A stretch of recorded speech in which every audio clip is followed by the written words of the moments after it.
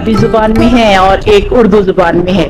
پنجابی زبان میں یہ میرا پہلا شعری مجموعہ ہے۔ مجموعی طور پر میری اب تک 9 کتابیں آ چکی ہیں اور یہ 6 اور 7ویں نمبر کے میرے بچے ہیں، کیونکہ آپ کی تخلیقات ہے نا، تو یہ ہماری اولاد ہے، ہماری تخلیقات ہیں، تو یہ 6 اور 7ویں نمبر پر ہیں۔ 8ویں اور 9ویں نمبر کے جو ہیں وہ بھی اگلے مہینے وصول ہوں گے، تو انشاءاللہ اس پر بعد میں پروگرام کریں گے۔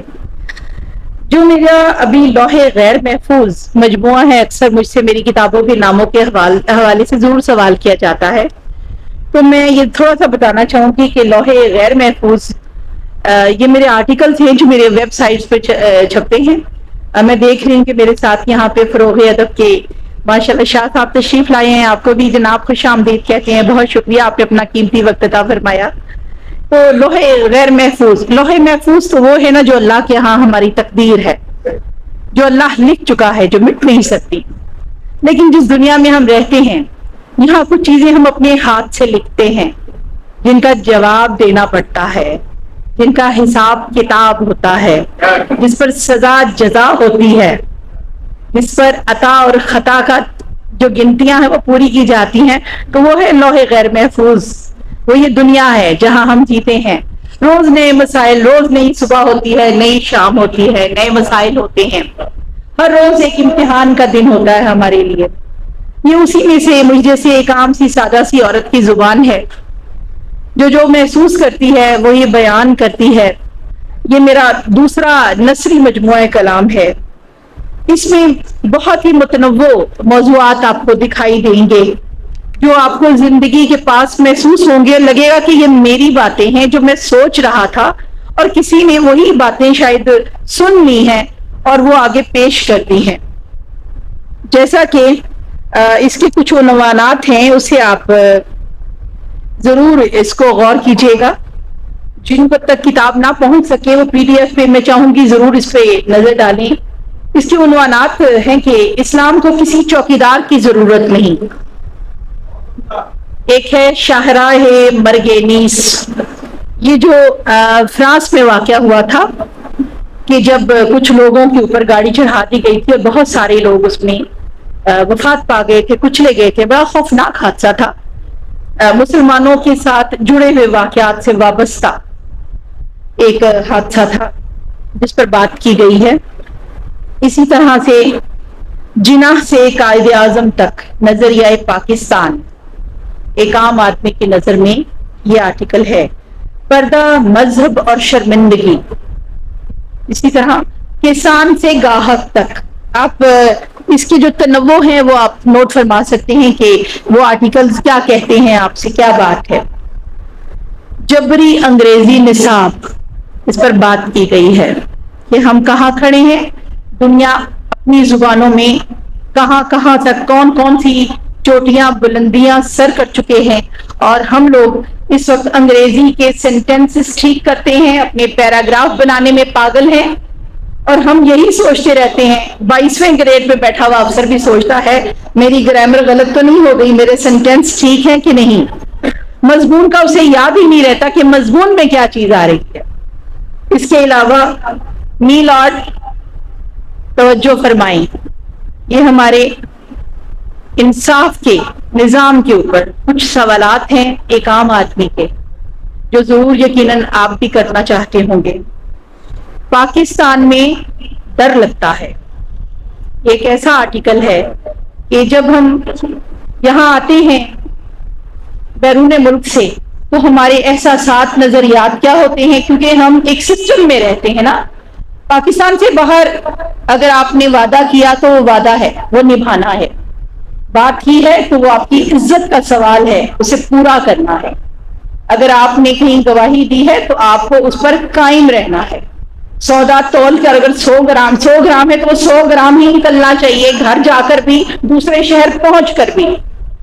اسی طرح سے ہر بات میں ہمیں سچائی کی عادت ہے، لیکن جب پاکستان میں آ کر ہم اسی میں سے کوئی سوال اٹھاتے ہیں کہ یہ سودا تو اپنے 1000 گرام کا اگر آپ نے مجھ سے پیسہ لیا تو بھیا یہ 800 گرام کیوں ہے، تو وہ شرمندہ بالکل نہیں ہوگا۔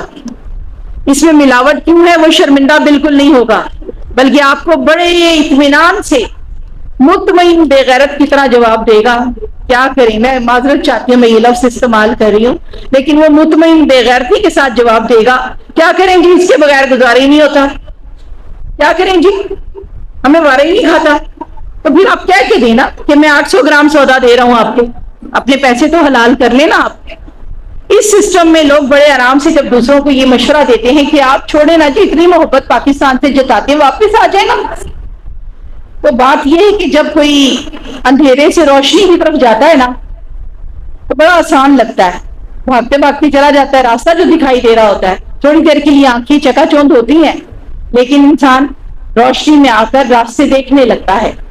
اب آپ مجھے بتائیں کون سا سمجھدار آدمی ہوگا جو روشنی سے اندھیرے کی طرف واپس آئے گا. آپ اپنے گھر میں روشنی کو دیجیے, پہلے روشنی کریں گے تو راستہ دکھائی دے گا اور ہم واپس آئیں گے انشاءاللہ.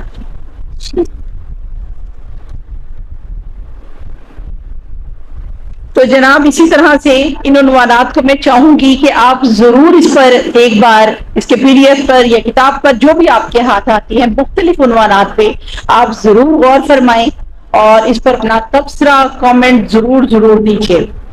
اب آتی ہے پنجابی مجموعہ کلام کی طرف. اس کا نام ہے او جھلیا. سادہ آدمی ویسے ہی جھلا ہوتا ہے, تو جو کہتا ہے اس کا وہی مطلب لیتا ہے, اور یہی اس کی سب سے بڑی سادگی, سب سے بڑی بے وقوفی کہی جاتی ہے. ایک کلام پیش ہے اس سے. عرض ہے کہ پریا میلا چھڑ کے جانا پہ جاندا ہے, پریا میلا چھڑ کے جانا پہ جاندا ہے, زخم جدائیاں والا کھانا پہ جاندا ہے, زخم جدائیاں والا کھانا پہ جاندا ہے. جی صدر محترم عرض کیتا ہے ٹوٹے ٹوٹے ایویں چولی پہ جاندا جو, ٹوٹے ٹوٹے ایویں چولی پہ جاندا جو, دکھ کلیجے نال الانا پہ جاندا. بہت شکریہ. جنہ بارے چیتا بھی نہیں سوکھا سی, جنہ بارے چیتا بھی نہیں سوکھا سی, وانگ جنازے پار اچانا پہ جانا ہے. عرض کیتا ہے کہ زورا زوری دل تے کرنی پہ جاندی ہے, زورا زوری دل تے کرنی پہ جاندی ہے, بے قدرا نل یار نبھانا پہ جاندا ہے, بے قدرا نل یار نبھانا پہ جاندا ہے. وقت سکھاندا یاداں اکو نسل دی کر, وقت سکھاندا یاداں اکو نسل دی کر, ویلا مصروف بلانا پہ جاندا, ویلا مصروف بلانا پہ جاندا ہے.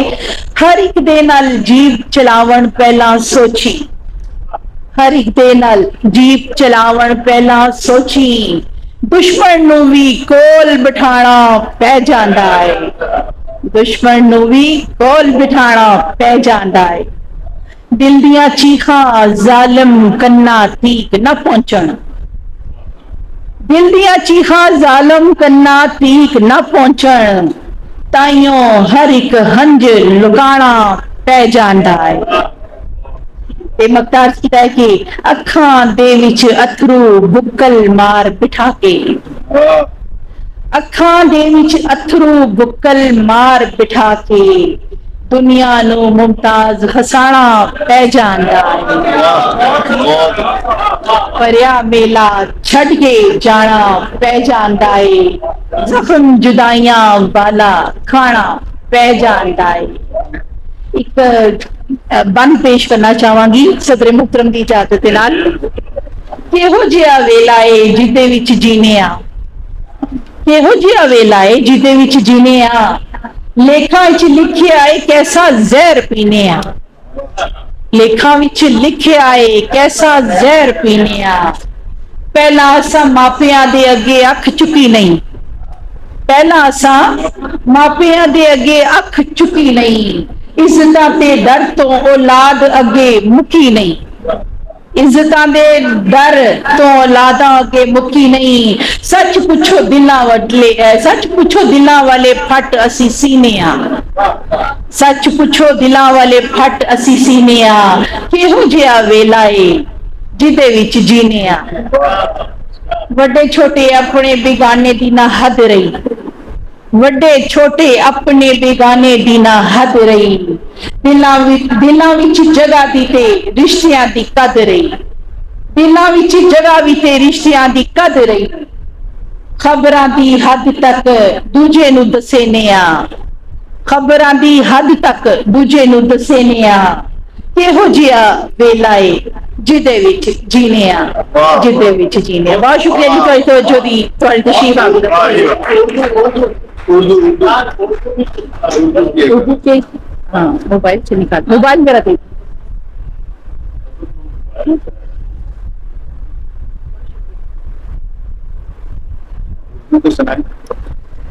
جی اردو کلام جو میری ویسے تو اگلی کتاب سے آپ سب کی محبتوں کی نظر کرتی ہوں، عرض کیا ہے کہ جا اپنے سوئے ہوئے بخت کو بیدار تو کر، جا اپنے سوئے ہوئے بخت کو بیدار تو کر۔ صدر محترم آپ کی توجہ چاہوں گی۔ جا اپنے سوئے ہوئے بخت کو بیدار تو کر، تو اپنی ذات پہ تھوڑا سا اعتبار تو کر۔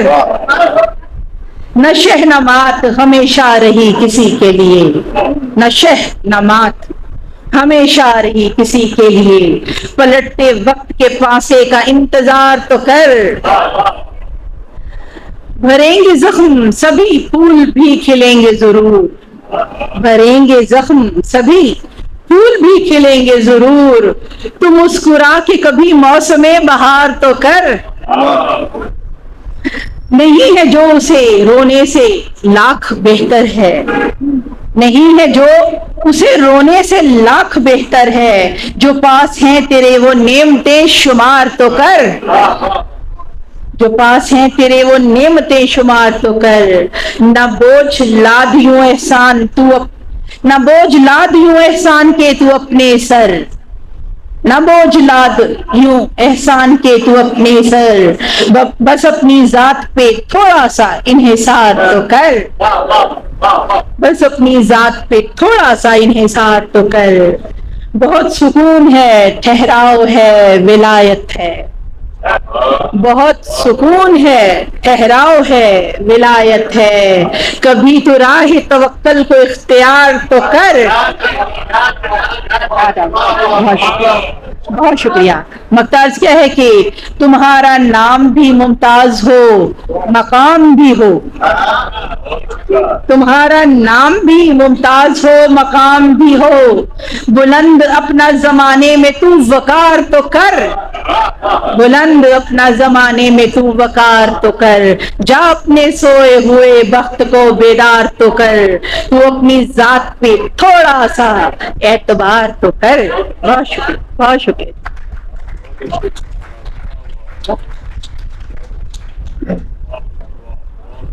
بہت شکریہ صاحب شام نا کلام عطا فرما رہی تھی اس دوران۔